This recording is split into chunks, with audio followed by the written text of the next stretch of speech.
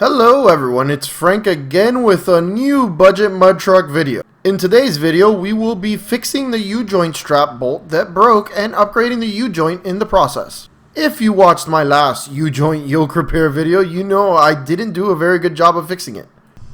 And to the surprise of absolutely no one, it did not hold up and it broke the other U-joint strap bolt. So in today's video, we are gonna right past wrongs and fix it correctly this time.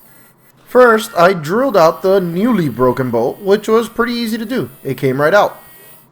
But then I tried to drill out what was left of the old broken bolt.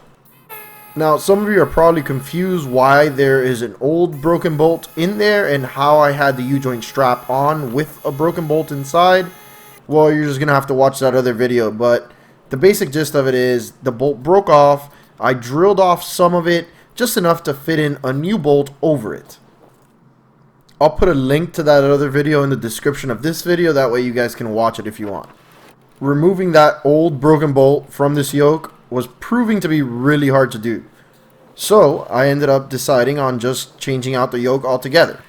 And while I was at it, if I was going to be changing out the yoke, I decided I might as well just upgrade the U-joints from the hard to find 7290s to really easy to find and cheap 1350s.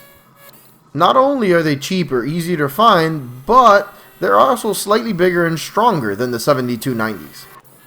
The upgrade isn't really that hard. You just have to swap out the yoke, which I was going to do already on the diff, and then I have to swap out the slip yoke on the drive shaft, which is also very easy to do. So I'll let you guys watch all of that and I'll catch up with you at the end.